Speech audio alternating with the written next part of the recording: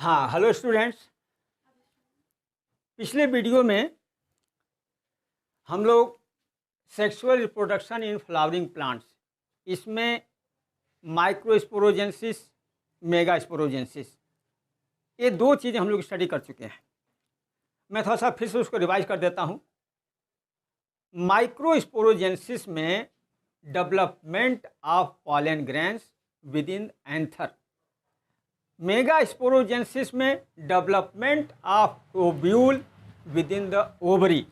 ये दो चीज़ें हम लोग डिटेल में स्टडी कर चुके हैं। अब थोड़ा सा उससे आगे बढ़ा जाए। माइक्रोस्पोरोजेंसिस और मेगा स्पोरोजेंसिस के बाद जो अगला स्टेप आता है वो आता है पॉलिनेशन का। पॉलिनेशन, अब पॉलिनेशन क्या है? Transfer of pollen grains from anther to stigma, ये इसकी डेफिनेशन है। एंथर से पॉलन ग्रेन स्टिग्मा तक कैसे ट्रांसफ़र होते हैं, वो एजेंट्स और एजेंसीज अलग अलग हैं, उनका ट्रांसफ़र कैसे होता है। लेकिन ये ट्रांसफॉर्मेशन को जो यहाँ से ट्रांसफ़र होकर वहाँ तक जा रहे हैं, स्टिग्मा तक जा रहे हैं, इसको पॉलिनेशन कहा जाता है। Transfer of pollen grains from anther to stigma. और देखिए, पॉलिनेशन दो तरह से होता है, सेल्फ पॉलिनेशन, सेल्फ पॉलिनेशन और cross pollination, self and cross pollination. अब से पॉलिनेशन क्या, इसको ऑटोगैमी भी बोलते हैं। मैं आपको शॉर्ट में बता दूं, ऑटोगैमी, इसको सेल्फ पॉलिनेशन को ऑटोगैमी भी कहते हैं। Transfer of pollen grain from anther to stigma in the same flower, उसी फूल में उसी के एंथर से उसी के स्टिग्मा तक पॉलन ग्रेन का ट्रांसफ़र होना, ये सेल्फ पॉलिनेशन या ऑटोगैमी कहलाती है। अब कुछ वर्ड्स आपकी किताब में दिया हुआ है, जैसे चैज़्मोगैमस। चैज़्मोगैमस फ्लावर्स क्या होते हैं? ये flower which are similar to another flower of the different species, species अलग हों लेकिन फ्लावर बिल्कुल सिमिलर हों, ऐसे फ्लावर्स को चैज़्मोगैमस फ्लावर कहा जाता है। क्रिस्टोगैमस किसे कहते हैं? Flowers which do not at all cleistogamous from one flower to the other. देखो, ये भी एक क्रिस्टोगैमी भी एक तरीका है, एक फ्लावर से दूसरे फ्लावर तक। मैंने बताया ऑटोगैमी का within the same flower, लेकिन क्रिस्टोगैमी में from one flower to another, एक फ्लावर के एंथर से पॉलन ग्रेन दूसरे फ्लावर की स्टिग्मा तक जाए, ये होती है क्रिस्टोगैमी। गिथनोगैमी क्या है? एक पौधे के एक फ्लावर से दूसरे फ्लावर तक, लेकिन वो अलग अलग पौधे पर फूल हो। और तीसरा क्या है? पौधे ही, उसको कहते हैं जिटोनोगैमी। जिटोनोगैमी क्या है? पौधे ही अलग अलग हों, मेल फ्लावर फीमेल फ्लावर। तो यहाँ तो क्रॉस पॉलिनेशन होना ही है। गिटोनोगैमी, जिनोगैमी तो क्रॉस पॉलिनेशन होना ही होना है। तो कुछ चीज़ें हैं, जैसे चैज़्मोगैमस,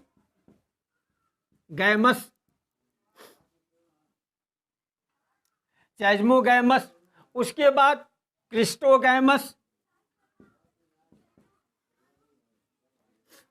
क्रिस्टोगैमस, उसके बाद गिटोनोगैमी और लास्ट वाला है ज़ैमोगैमी।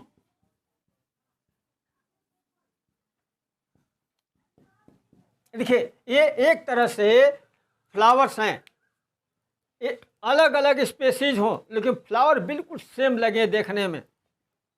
इसमें क्रिस्टोगैमस में फ्लावर जो हैं एक ही पौधे पर हो लेकिन अलग अलग हों। इसमें फ्लावर जो है एक ही मेल और फीमेल अलग अलग फ्लावर हों। इसमें तो प्लांट ही अलग अलग होते हैं, मेल प्लांट फीमेल प्लांट। तो इन दोनों में तो क्रॉस पॉलिनेशन ही होना है, या इसमें भी अगर क्लिस्टोगैमस में भी कहें तो इन ऐसे फ्लावर्स में एंथर पहले परिपक्व हो जाए, मैच्योर हो जाए, स्टिग्मा इमैच्योर रहे, या स्टिग्मा पहले मैच्योर हो जाए, एंथर इमैच्योर रहें, इस तरह की चीज़ें आती हैं।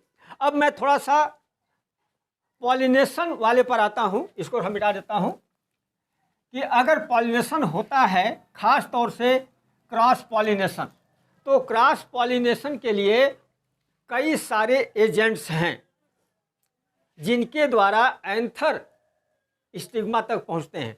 तो सबसे पहला तो है air, by air, air pollination. Air pollination, इसको एनिमोफिली भी कहते हैं, anemophily, anemophily, pollination by air. मैं दूसरा भी लिख देता हूँ, वाटर पॉलिनेशन, फिर आपको समझाता हूँ, वाटर पॉलिनेशन, हाइड्रोफिली, हाइड्रोफिली, तीसरा है insect pollination, insect pollination, entomophily, entomophily, और चौथा कह सकते हैं हम लोग आर्टिफिशियल, आर्टिफिशियल पॉलिनेशन। अब देखिए मैं एक एक को डिस्कस करूंगा, बाय मैन कर सकते हैं इसको। एयर पॉलिनेशन, जिन पौधों में पॉलिनेटिंग एजेंट एयर होती है उन पौधों के पॉलन ग्रेन्स बड़े हल्के होते हैं ताकि वो एयर के साथ उड़ सकें, दूर तक जा सकें। इनकी संख्या बहुत ज़्यादा होती है क्योंकि बहुत ज़्यादा ये नष्ट भी हो जाते हैं। पता नहीं एयर का डायरेक्शन किधर हो, स्टिग्मा की तरफ हो या स्टिग्मा से विपरीत हो।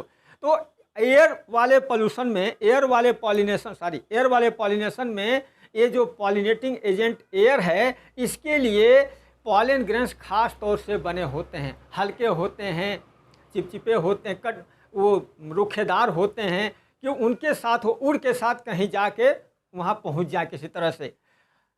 ये पहली चीज़। दूसरी चीज़, ये चीज़ें जो हैं खास बहुत ज़्यादा कलर्ड वगैरह इनमें नहीं होता है, ऐसे पौधों में नेक्टर वगैरह भी नहीं होता है, ठीक है। तो ये आमतौर से जो मोनोकाट वाले गेहूँ, मक्का, धान, ग्रासेस, इन सबों में ये एयर पॉलिनेशन होता है। दूसरी चीज़ है wind pollination. Wind pollination Vallisneria वगैरह हो गया, हाइड्रिला हो गया, ये जो वाटर में रहने वाले हैं, इनका माध्यम, इनका मीडियम वाटर ही है। वाटर करंट्स के साथ ही पॉलन ग्रेन्स स्टिग्मा तक पहुंचते हैं। देखो कुछ चीज़ें और भी हैं, वाटर लिली है, वाटर लिली वगैरह में रहते तो हैं पानी में ही है, लेकिन इनमें इंसेक्ट पॉलिनेशन होता है। हैं तो वाटर में, लेकिन इनमें पॉलिनेशन इंसेक्ट से होता है। यहाँ आप लोग कंफ्यूज नहीं होना। वाटर में क्या है, स्टिग्मा बहुत लंबी होती है, वाटर के ऊपर तक आ जाती है। इनके पॉलन ग्रेन्स भी वहाँ से डेसिव होने के बाद, एंथर से निकलने के बाद पानी के ऊपर वाटर करंट के साथ बहते बहते स्टिग्मा तक पहुँच जाते हैं। और थर्ड है इंसेक्ट पॉलिनेशन। सबसे ज़्यादा इम्पॉर्टेंट और सबसे ज़्यादा फैला हुआ वर्ल्ड में फ्लावरिंग प्लांट में इंसेक्ट पॉलिनेशन ही है। अब इंसेक्ट पॉलिनेशन चाहे बटरफ्लाई से हो, मॉथ से हो, वेस्प से हो, हाउस फ्लाई से हो, या मधुमक्खियों, जो भी बहुत सारे हैं, बैट्स हैं, चमगादड़ हैं, यहाँ तक कि हाथियों के द्वारा भी फूलों में पॉलिनेशन होता है। ये क्या है, ये जो भी ये एनिमल्स का मैं नाम बताया हूँ, ये नेक्टर वगैरह चूसने के लिए वहाँ से उनके फूलों तक जाते हैं और उन फूलों के पॉलन ग्रेन जो चिपचिपे होते हैं, इनके पंख, इनके शरीर, इनके पैरों से चिपक जाते हैं।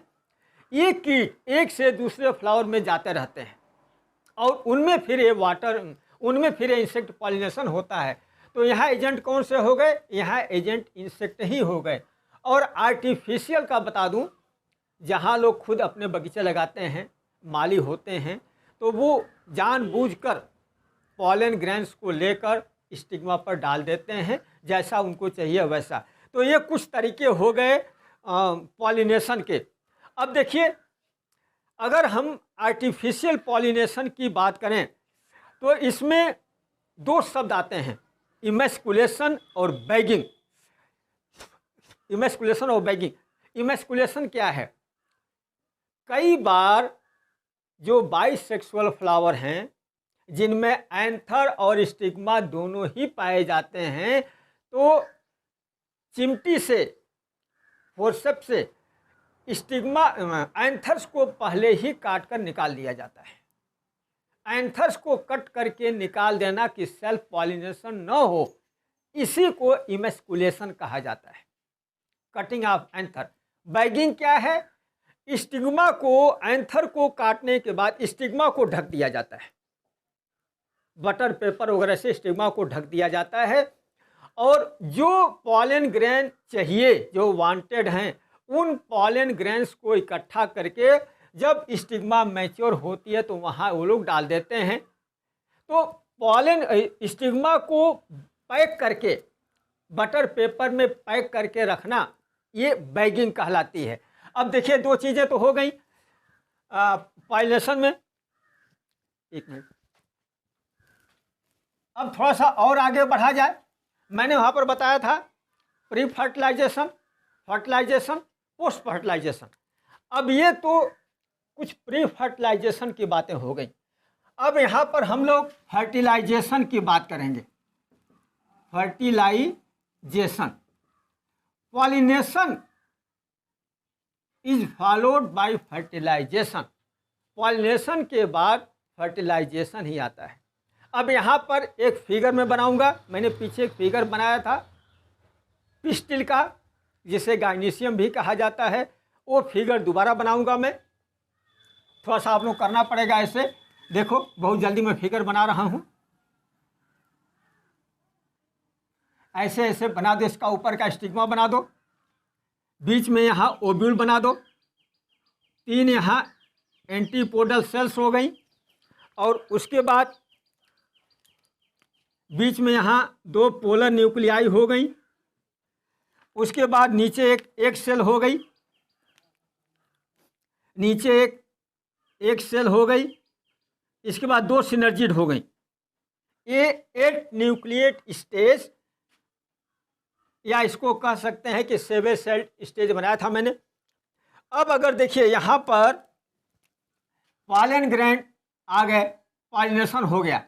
इन पॉलन ग्रेन्स में से कुछ पॉलन ग्रेन यहाँ पर जेनरेटिव होके और वहाँ से उनका अंकुरण जेनरेशन शुरू हो जाता है। अंकुरण में क्या होता है, यहाँ से पॉलन ट्यूब बनते हैं। मैं किसी एक को ले लेता हूँ। यहाँ से पॉलन ट्यूब आगे बढ़ती है, यहाँ की सेल्स को तोड़ती हुई, स्टाइल के सेल्स को तोड़ती हुई वो ओवरी के अंदर यहाँ तक आती है, जहाँ माइक्रोपाइलर रीजन है। थोड़ा सा मैं इसको और ऐसे कर देता हूँ। जर्मिनेशन के बाद, पॉलन ग्रेन के जर्मिनेशन के बाद पॉलन ट्यूब इलांगेटेड होकर बढ़ती हुई ओवरी के पास तक पहुँचती है। और मैंने आपको बताया था कि जिसमें पॉलन ग्रेन आते हैं वो 2 सेल्ड वाले होते हैं, एक वेजिटेटिव न्यूक्लियस होता है, एक जनरेटिव न्यूक्लियस। वहाँ तक मैंने आपको बताया था। अब जो जनरेटिव न्यूक्लियस होता है वो जब यहाँ से 2 भागों में 2 मेल गैमिट्स, इसको मेल गैमिट्स कह सकते हैं, मेल गैमिट्स, 2 मेल गैमिट्स बनाता है। ये मेल गैमिट्स धीरे धीरे आगे प्रोग्रेस करते करते करते करते यहाँ तक पहुँचते हैं। एक मेल गैमिट इस ओवम वाले सेल के साथ मिल जाता है, फ्यूज हो जाता है। इसको सिनगैमी कहा जाता है। सिनगैमी, इसको सिनगैमी कहा जाता है। और यही फर्टिलाइजेशन है, ट्रू फर्टिलाइजेशन। इसको 2x बनता है क्योंकि ओवम वाला सेल हैप्लॉइड, ये जो मेल गैमीट आया एक, ये हैप्लॉइड, दोनों मिल गए 2x हो गया, ये सिनगैमी। और जो दूसरा मेल गैमीट है, जो दूसरा वाला मेल गैमीट है, वो आके यहाँ मिल जाता है। तो इसको कहते हैं ट्रिपल फ्यूजन, इसको कहते हैं ट्रिपल फ्यूजन। ये देखिए, ये ऐसा प्लांटों में ही होता है। फिर से बता देता हूँ, एक मेल गैमीट आगे बढ़ते हुए ओवम वाले सेल से मिल जाता है, जिसको सिनगैमी कहते हैं, ट्रू फर्टिलाइजेशन कहते हैं। यही जाइगोट बनाता है, यही जो है जाइगोट बनाता है और 2x होता है। जो दूसरा मेल गैमीट है वो बीच वाले पोलर न्यूक्लियाई से मिल करके ट्रिपल फ्यूजन कहलाता है, x x x, इसको 3x कहते हैं और इसको ट्रिपल फ्यूजन भी कहते हैं। दोनों को मिला के डबल फर्टिलाइजेशन भी कहते हैं। यहाँ तक का तो हो गया। अब देखिए, ये फर्टिलाइजेशन है। अब इसके बाद क्या होता है, इस जाइगोट से एम्ब्रियो का डेवलपमेंट शुरू होता है। इस वाले से जो ट्रिपल फ्यूजन हुआ है, इससे एंडोस्पर्म का फॉर्मेशन होता है। तो अब मैं आगे थोड़ा सा इसको बता देता हूँ। अब ये या इसके बाद पोस्ट फर्टिलाइजेशन, ये स्टेज शुरू हो रही है, पोस्ट फर्टिलाइजेशन। ये तीसरी स्टेज यहाँ शुरू हो रही है पोस्ट फर्टिलाइजेशन की। अब इसमें मैं फिर से रिपीट कर दूं, ओव्यूल के अंदर जहाँ सिनगैमी हुई है ओवम की, जाइगोट की, ये एज ए एम्ब्रियो डेवलप करता है। और जो ट्रिपल फ्यूजन हुआ है वो एंडोस्पर्म बनाता है। तो कह सकते हैं first endosperm formation and second जो है एम्ब्रियोजेनी भी कह सकते हैं या एम्ब्रियो। एंडोस्पर्म पहले बनता है, पहले डेवलप करता है, क्योंकि एंडोस्पर्म में न्यूट्रिशस पदार्थ, न्यूट्रिशस मटेरियल होते हैं जो बढ़ते हुए एम्ब्रियो के लिए भोजन प्रदान करता है। एम्ब्रियो बढ़ेगा, जाइगोट से एम्ब्रियो बनेगा, तो उसको भोजन कहाँ से मिलेगा? वो भोजन इसको एंडोस्पर्म में से ही मिलता है। अब एंडोस्पर्म में देखिए, मैंने एक फिगर और बनाया, यही बना देता हूँ। मैं सिर्फ ओव्यूल का फिगर बना रहा हूँ, सिर्फ ओव्यूल का फिगर बना रहा हूँ। ओव्यूल के फिगर में मैं यहाँ ये दिखा देता हूँ, जाइगोट, एंटीपोडल सेल्स, बीच में ये ट्रिपल फ्यूजन वाला, और यहाँ जो है एंटीपोडल सेल। सिनर्जिस्ट हो गई जाइगोट, सिनर्जिस्ट हो गई, जाइगोट हो गया, और पोलर न्यूक्लियाई ट्रिपल फ्यूजन वाला ये एंटीपोडल। नाम लिख दूँ, एंटीपोडल सेल्स। यहाँ एंडोस्पर्म लिख देता हूँ, एंडोस्पर्म, इसको लिखता हूँ जाइगोट, और ये सिनर्जिट्स हो गई। अब मैं इसको थोड़ा सा मिटा देता हूँ, इस वाले को मैं हटा देता हूँ क्योंकि आगे बनाना पड़ेगा। अब देखिए, ओवरी के अंदर इनसे डेवलपमेंट शुरू होता है, ये एंडोस्पर्म। यहाँ की सेल्स बार बार रीडिवाइड होके यहाँ पूरा एंडोस्पर्म बनाती हैं और पूरा ही न्यूक्लियस को घेर लेती हैं।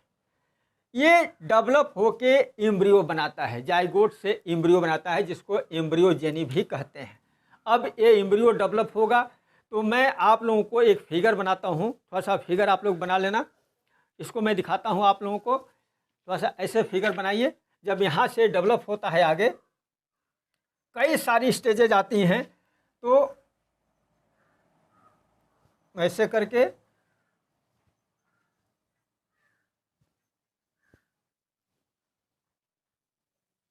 ऐसे कर दीजिए। और इसके बाद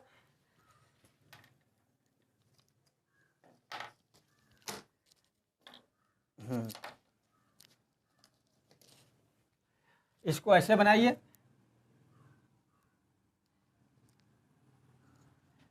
इसको ऐसे करिए, ऐसे थोड़ा सा करते रहिए। ये बार बार डिवाइड रीडिवाइड होके ये ऐसे वाला स्ट्रक्चर बनता है।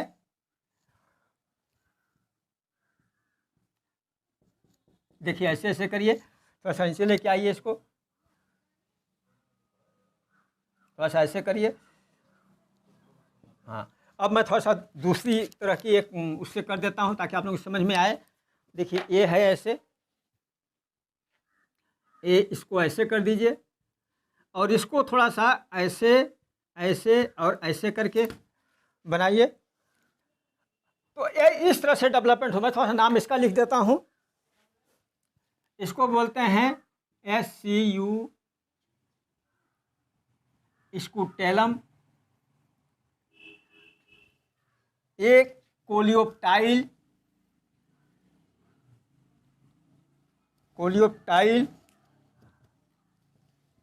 यहाँ पर शूट अपेक्स, फिर यहाँ पर एपीब्लास्ट, फिर यहाँ पर नीचे आइए तो रेडिकल, फिर यहाँ पर रूट कैप, और यहाँ पर कोलियोराइजा, COLEORHIZA, कोलियोराइजा। इसको कहते हैं हाइपोकॉटिल, इसको कहते हैं एपीकॉटिल। ये देखिए ये फिगर यहाँ से यहाँ तक बना हुआ है।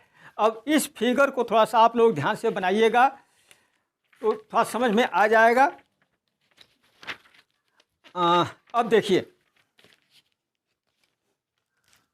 यहाँ पर, एक मिनट, आप लोगों के बुक्स में ये फिगर दिया हुआ है, इसको आप लोग आराम से बना सकते हैं। इस फिगर में कोई स्पेशल चीज़ नहीं है। थोड़ा सा मैं आप लोगों को समझा दूं इन फिगर में। देखिए ये जो फिगर है ये जाइगोट का है, इसका फिगर कहीं नहीं है, क्योंकि यहाँ की सेल्स डिवाइड होकर पूरा अलग अलग सेल्स बना लेती हैं, ढक लेती हैं। जो जाइगोट डेवलप होता है, मैं इसको बल्कि यहाँ से ऐसे करता हूँ, जाइगोट का जो एम्ब्रियोजेनेसिस है, जो एम्ब्रियोजेनी है वो मैं बता रहा हूँ। ये डेवलप होके स्कूटेलम बनाती है, खासतौर से मोनोकाट में होता है। देखिए कोलियोप्टाइल, शूट अपेक्स, ये दोनों चीज़ें एपीकॉटिल कहलाती हैं, जो स्टेम और ऊपर की बड्स वगैरह, लिप्स वगैरह सब बनाती हैं बाद में। ये जो हिस्सा दिखाया जा रहा है ये रेडिकल, रूट कैप, कोलियोराइजा जो ऊपर से ढका रहता है, ये रूट सिस्टम बनाता है। इसको हाइपोकॉटिल, नीचे का हिस्सा रूट सिस्टम, ऊपर का हिस्सा स्टेम सिस्टम या शूट सिस्टम, शूट अपेक्स भी लिखा हुआ है। ये डेवलपमेंट ओव्यूल के अंदर और ओवरी के अंदर ही होता है। धीरे धीरे क्या होता है, अब जैसे जैसे ये एम्ब्रियो बढ़ता है ये अपना भोजन एंडोस्पर्म से लेता रहता है। तो कुछ बीजों में तो जैसे जैसे एम्ब्रियो बढ़ता है एंडोस्पर्म खत्म हो जाता है। गेहूं में, चावल में, इन सब चीज़ों में एंडोस्पर्म खत्म हो जाता है। लेकिन कुछ चीज़ों में एंडोस्पर्म वैसे ही पड़ा रहता है। जैसे मक्का में देख लीजिए, मक्का में एंडोस्पर्म हमेशा रहता है। बाद में मोनोकॉट और डाइकॉट, जब इस तरह के सीड का निर्माण होता है तो मोनोकॉट में तो कोई भी कॉटिलेडन्स नहीं होते हैं, डाइकॉट में कॉटिलेडन्स होते हैं। अब मैं थोड़ा सा सीड की तरफ आ रहा हूँ इसके बाद, क्योंकि इसी से सीड फार्मेशन होता है, तो मैं सीधे सीड पर आ रहा हूँ। हम कह सकते हैं कि ओव्यूल से सीड फार्मेशन होता है। Ovules converted into seeds. अब जब सीड फॉर्मेशन होता है तो सीड में एम्ब्रियो होता है, डाइकाट होगा तो 2 कॉटिलेडन्स होंगे, चने में, मटर में, बीन्स में, इन सब चीज़ों में। मोनोकाट होगा तो उसमें कॉटिलेडन्स नहीं होते हैं। अब उसके बाद अगर वो फल बनता है या बीज ही बनता है तो उसके ऊपर एपीकार्प एक कवरिंग होती, चने में देखिए और चीज़ों में देखिए, गेहूं में वगैरह में तो वो बिल्कुल मिक्स हो जाती है, धान में कवरिंग होती है, लेकिन दूसरे और बहुत सारे में ऊपर से एपीकार्प होता है। आप फलों में जाइए, रसदार फल हैं तो एपीकार्प, मीजोकार्प, इंडोकार्प, ऐसे बहुत सारे सीड और फल आपको मिलेंगे। मैं थोड़ा सा इसको और आगे बढ़ाता हूँ कि इसमें बीज बनने के बाद और क्या क्या चीज़ें होती हैं। देखिए, बीज बनने के बाद बहुत समय तक सीड जो है डॉर्मेंसी पीरियड में रहता है। बीज बनने के बाद बहुत समय, इसको मैं मिटा देता हूँ क्योंकि अब हम लोग सीड पर आ गए हैं। सीड बनने के बाद वह बहुत समय तक डॉर्मेंसी पीरियड में रहता है। डॉर्मेंसी, अब डॉर्मेंसी क्या है? अगर हम किसी भी फल के बीज को तुरंत ही कहीं उसको ऐसा एटमॉस्फेयर दें जहाँ वो अंकुरित हो सके, जर्मिनेट हो, तुरंत नहीं होता है, कुछ समय तक डॉर्मेंट स्थिति में रहता है। उसके बाद या तो कुछ दिन के बाद या कुछ महीने के बाद, कुछ साल के बाद वो फिर बाद में जर्मिनेट होगा। तो उस पीरियड को, सीड बनने से लेके जर्मिनेशन होने वाले पीरियड को डॉर्मेंट पीरियड कहा जाता है या डॉर्मेंसी कहा जाता है। देखिए, कुछ तो डेट पाम जैसे है, डेट पाम, खजूर, ये तो 2-2 हज़ार साल इनकी डॉर्मेंसी पीरियड है, 2-2 हज़ार साल डॉर्मेंसी पीरियड है। एक बीज तो ऐसा मिला है जिसका dormancy period 10,000 years, more than 10,000 years है। चलिए, तो बहुत दूर वाली चीज़ हो जाएगी। नारियल है, नारियल का देखिए, जब नारियल पेड़ से गिरते हैं तो समुद्र में गिरने के बाद पता नहीं कितने महीने तक पानी में ऊपर ऊपर तैरते रहते हैं, फिर जहाँ ज़मीन को मिलते हैं वहाँ वो फिर जर्मिनेट कर जाते हैं। तो मैंने 2-3 एग्जाम्पल आपको बताए हैं डॉर्मेंसी पीरियड के। अब जहाँ तक एक चीज़ और आप किताब में है, इंडोस्पर्म वाली। इंडोस्पर्म में जब डिवीज़न होता है, थोड़ा सा बताएं, जब डिवीज़न होता है इसमें तुरंत सेलुलर फॉर्मेशन नहीं होता है, सिर्फ न्यूक्लियस का ही डिवीज़न होता है। सब के सब न्यूक्लियर स्टेज में रहते हैं, उसके बाद सेलुलर फॉर्मेशन होता है। अगर हम नारियल की बात करें, कोकोनट की बात करें, तो कोकोनट में, नारियल में हम लोग जो पानी पीते हैं, अंदर वाला जो पानी पीते हैं वो फ्री न्यूक्लियाई है, वाटर के साथ वो फ्री न्यूक्लियाई हैं। और जो सफ़ेद वाला पोर्शन हम लोग खाते हैं दैट इज प्योरली एंडोस्पर्म, वो एंडोस्पर्म का हिस्सा है। तो ये तो आपको क्लियर हो गया डॉर्मेंसी पीरियड का और एम्ब्रियो का डेवलपमेंट और न्यूक्लियस का डेवलपमेंट। अब फूल में, फ्लावर की भी बात करें तो बहुत से फ्लावर, फ्रूट की बात करें तो बहुत से फ्रूट ट्रू फ्रूट कहलाते हैं, कुछ फॉल्स फ्रूट कहलाते हैं। सीधा सा है, development of fruit from the ovary is called true fruits. Ovary से डेवलपमेंट हो फ्रूट का, वो ट्रू फ्रूट कहलाता है। और ओवरी के किसी और पार्ट से फ्रूट का डेवलपमेंट हो वो फॉल्स फ्रूट कहे जाते हैं। जैसे स्ट्रॉबेरी, एप्पल्स, ये सब फॉल्स फ्रूट में आते हैं, क्योंकि थैलेमस बाद में ग्रो करके वो फ्रूट बनाता है और जो उसके एपस में जो सीड वगैरह होते हैं वो अंदर होते हैं, तो वो इसको फॉल्स फ्रूट कहा जाता है। और पार्थेनोकार्पी तो आप लोग जानते हैं, विदाउट फर्टिलाइजेशन फल बन जाए, ये पार्थेनोकार्पी कहलाती है। इसमें कई सारे हार्मोन्स होते हैं या कई सारी ऐसी चीज़ें होती हैं जहाँ उसमें सीड भी नहीं बनते हैं। पार्थेनोकार्पी वाले फ्रूट्स में तो सीड भी नहीं बनते हैं, बिना सीड वाले होते हैं। तो बिना फर्टिलाइजेशन के फल का बनना ये पार्थेनोकार्पी कहलाती है। इस चैप्टर में लगभग इतना ही है। मैंने इसके जो वीडियो बनाए हैं पीछे वाले, आप उन वीडियो को देखो। चैप्टर थोड़ा सा लंबा है, आप उन वीडियो को देखो। बुक्स के लास्ट में कुछ क्वेश्चन दिए गए हैं, उन क्वेश्चंस का आंसर आप लोग इस वीडियो को देख के और बुक्स में से छांट कर लिखने की कोशिश करो। मैक्सिमम क्वेश्चन के आंसर आपको इसमें से मिल जाएंगे। और फिर बाद में वीडियो देखने के बाद आप लोग शेयर और सब्सक्राइब जरूर करना, और अपनी जो भी आप लोगों को जैसा पसंद आता है उससे इन्फॉर्म कराना। Thank you everybody.